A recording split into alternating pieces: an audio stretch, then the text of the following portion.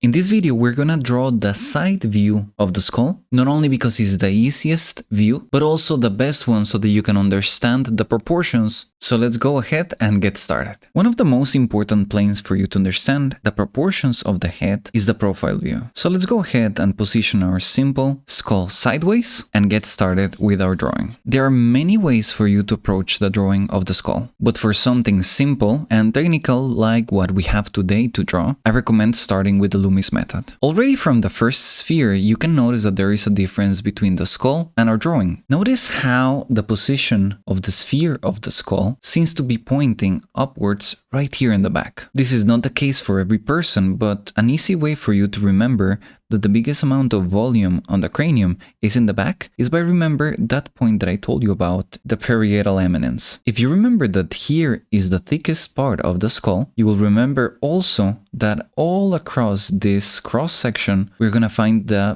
biggest amount of volume on the skull. So when we go back to our sphere, something that I want to do is make sure that I reflect that with my little sphere. Small things like this are the ones that are gonna make a difference at the end in our drawing. Now let's go ahead and drop a frontal plane for our skull. A common question is knowing where do we finish this line right here. To find that answer, all we have to do is create a circle for the temporal line, divide the cranium right in half, and that is gonna give us where approximately the superciliary arch or brow is located. Then we measure this height right here from the top of the skull to the brow to find where the nose is. Normally the line will be at the same height than the bottom of the cranium. Now to find where the jaw ends, all we have to do is make that height again, at least approximately, we don't have to be super precise with it, and connect that right at the center of the skull. And hey, here's something also very important. Can you notice that this line right here is vertical, but the moment that it starts in the jaw, it goes a little bit forward? That is something that I didn't know for the longest time, and I really recommend that you start putting it in your drawings, because otherwise all your characters are gonna end up with massive jaws. So let's do what we just saw. We're gonna go forward with the jaw, and we're gonna cut it and join it in the middle.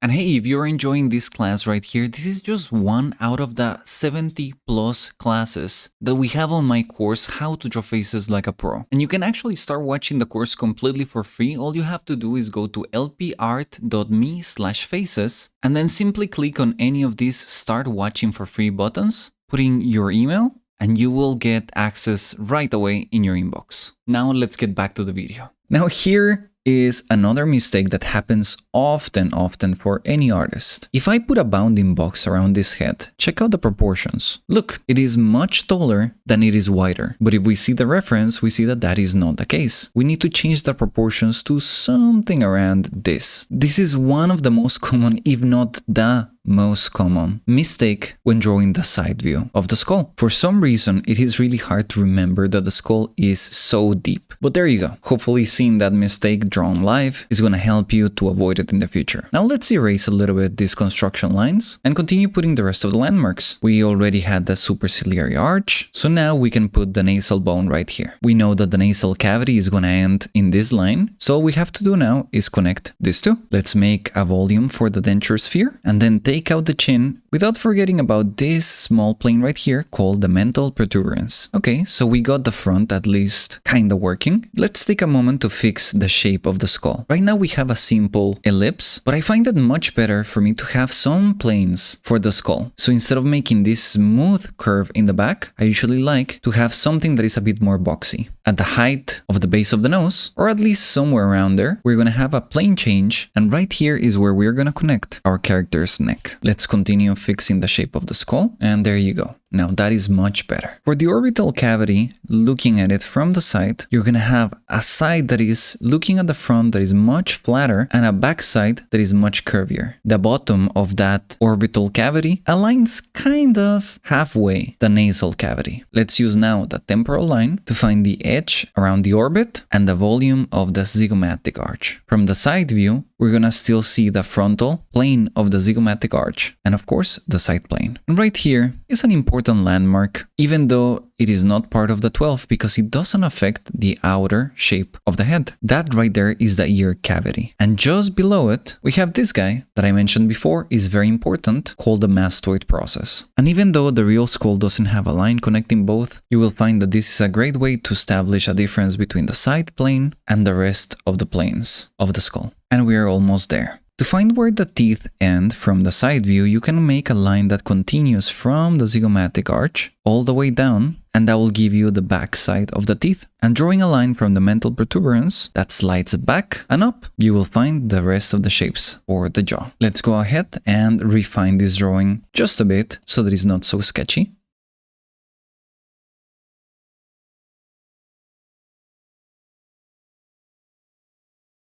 Okay, so with our drawing ready, let's go ahead and recap some of the most important things that I want you to remember from this drawing. First and foremost, let's remember that the skull is surprisingly deep, and it is a very common mistake for us to just draw it without enough room in the back. So take that in consideration every time that you draw the skull, but especially when drawing the side or profile view. Next is that if we divide our box vertically, we're going to find the connection between the jaw and the cranium, and eventually the place where the ear is gonna attach. If we now divide into thirds, we're gonna find the place for the brow or superciliary arch, the base of the nose, the mental protuberance. If we now divide this third in exactly half, we're gonna find the tip of the nasal bone. And if we divide this into halves again, we're gonna find the bottom of the glabella. And eventually, once we're drawing our characters with eyes, right here is where exactly the center of the eyes is going to be. If we divide this bottom part yet again into halves, we're gonna find the tip of the zygomatic arch.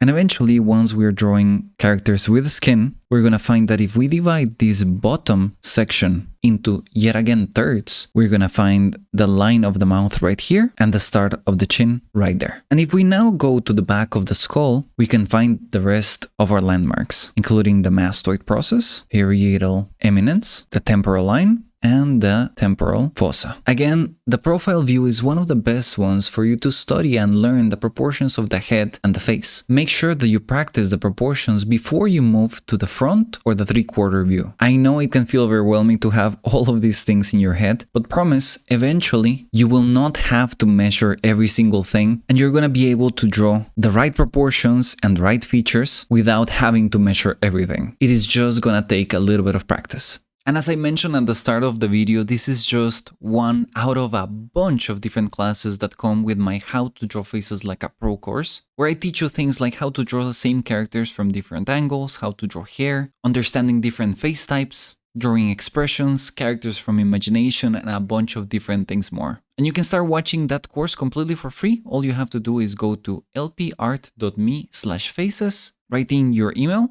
and I'll send you access to some of my favorite classes from the course directly to your inbox. Thank you very much for watching this video till the end. If you got any questions, let me know down in the comments. Otherwise, I'm gonna see you on the next video. Bye.